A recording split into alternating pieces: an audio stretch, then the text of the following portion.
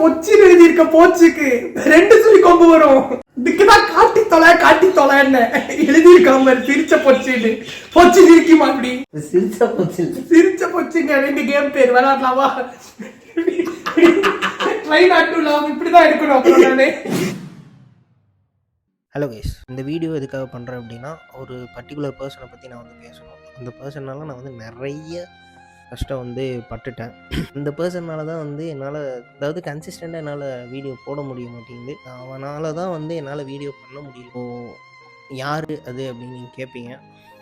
வேறு யாரும் இல்லை, நான் தான். கிளியராக சொல்கிறேன், என்னெல்லாம் பண்ணுறான், ஏன் வந்து என்னை வீடியோ போட வர மாட்டேங்கிறான்னு சொல்லி நான் கிளியராக சொல்கிறேன். சார்பட்டா பரம்பரை ஆர்யாவாகவும் ரோலெக்ஸாகவும் நினச்சிக்கிட்டு இந்த மோட்டிவேஷன் ஸ்டோரிஸ் ஸ்டேட்டஸ்லாம் போட்டுக்கிறான். அடுத்த நாளே வெறி கொண்டு ஒரு வீடியோவோ ஷார்ட்ஸ் வீடியோவோ ஏதோ பண்ணுறான்னு வச்சுக்கோங்களேன். அடுத்து ஒரு 4 நாள் படுத்துடும்.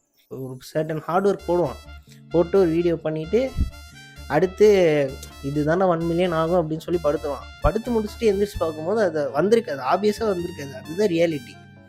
ஒரு பாயிண்ட் வரைக்கும் அப்படியே யோசிக்கிட்டே இருப்பான். டக்குன்னு திடீர்னு வந்து ரோலெக்ஸ் ஆகிட்டு நாளைக்கு ஆரம்பிக்கிறேன்டா ஸ்க்ராட்சில் இருந்து அப்படின்னு சொல்லி ஆரம்பிப்பான். ஆரம்பிக்கிற வரைக்கும் ஓகே, ஆரம்பித்து அவன் கன்சிஸ்டண்ட்டாக பண்ண மாட்டான்.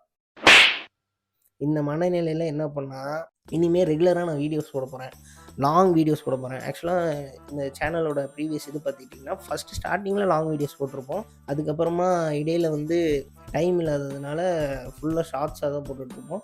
ஸ்க்ராட்சில் இருந்து ஆரம்பிக்கிறேன்னு சொல்லி ஒன்று பண்ணான். அதாவது ஷார்ட் வீடியோ பண்ணாமல் லாங் வீடியோஸ் பண்ணலாம் அப்படின்னு சொல்லிட்டு ஒன்று பண்ணான். இந்த சேனலுக்குன்னே நேர்ந்து விட்ட ஒரு பாவப்பட்ட ஜீவன் தான் ஹரிபிரபுன்னு சொல்லிட்டு ஒரு கேரக்டர்.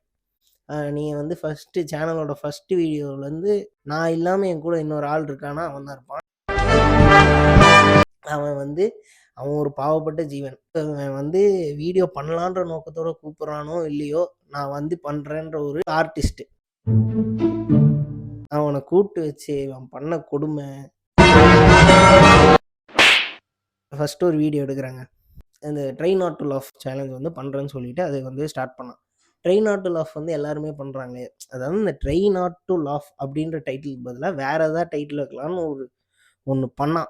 அதோட முடிச்சு விட்டான். கான்செப்ட் இதுதான், நம்ம வந்து try not to laugh challenge வந்து பண்ண போகிறோம்.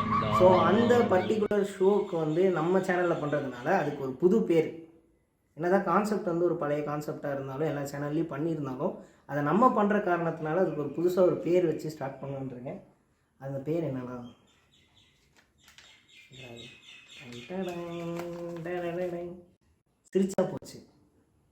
சிரிச்சா போச்சுன்னு எழுதி வச்சிருக்க பைத்தியம்.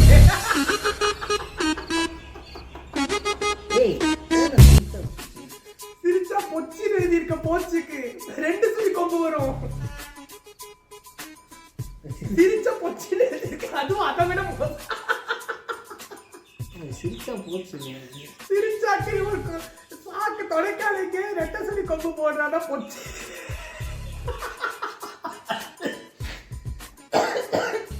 இதுக்குதான் காட்டி தொலை என்ன எழுதி இருக்காம சிரிச்ச பொச்சின்னு. பொச்சு சிரிக்குமா அப்படி? திட்டிட்டு இருக்காது, கண்டதையும் தின்னுட்டு எரியுதுடாது. எழுது மாத்தி எழுது என்ன பண்ற? சிரிச்ச பொச்சுங்க 2 கேம் பேர் விளையாடலாமா?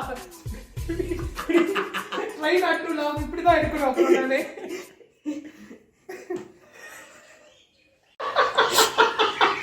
அதுக்கப்புறமா என்ன ஆகிட்டான், சொன்ன மாதிரி டயர்ட் ஆகிட்டான்.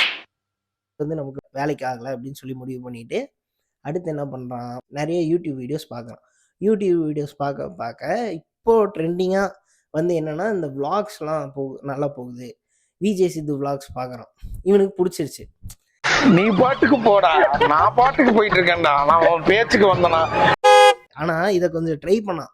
ஆனால் என்ன பிரச்சனைனா, இந்த வாட்டி எக்ஸ்டர்னல் ப்ராப்ளம் என்னன்னா, ஒரு விளாக் பண்ணுவோம் சிம்பிளாக, ஒருத்தனை வந்து ப்ராங்க் பண்ணலாம் அப்படின்னு சொல்லிட்டு என் ஃப்ரெண்டு விக்கின்னு சொல்லிட்டு ஒருத்தனை ப்ராங்க் பண்ணலாம் அப்படின்னு சொல்லிட்டு என்ன கடைசியாக ப்ராப்ளம் ஆயிடுச்சுன்னா, நாங்கள் ப்ராங்க் பண்ண போன அந்த பர்டிகுலர் பர்சன் நான் வீட்லேயே இல்லை.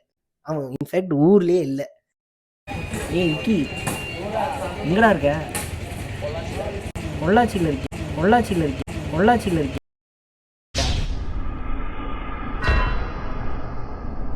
இப்போ ரீசெண்டாக என்ன பிரச்சனைனா, வீடியோ பண்ணுறது என்ன வீடியோ பண்ணலான்ற கன்ஃபியூஷன்லேயே உட்காந்து இத்தனை நாள் இருந்தாச்சு.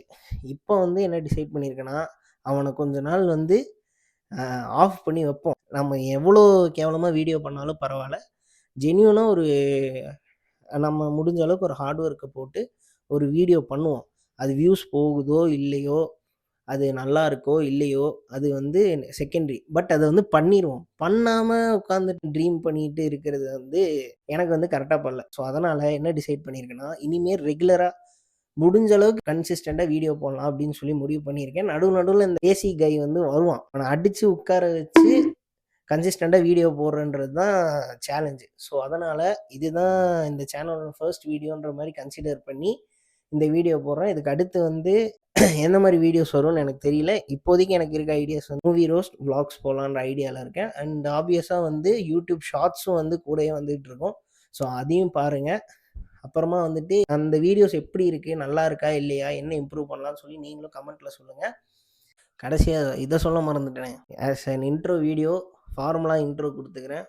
என் பேர் மார்க் அண்ட் என் சேனல் பேர் வந்து மார்க் டேல்.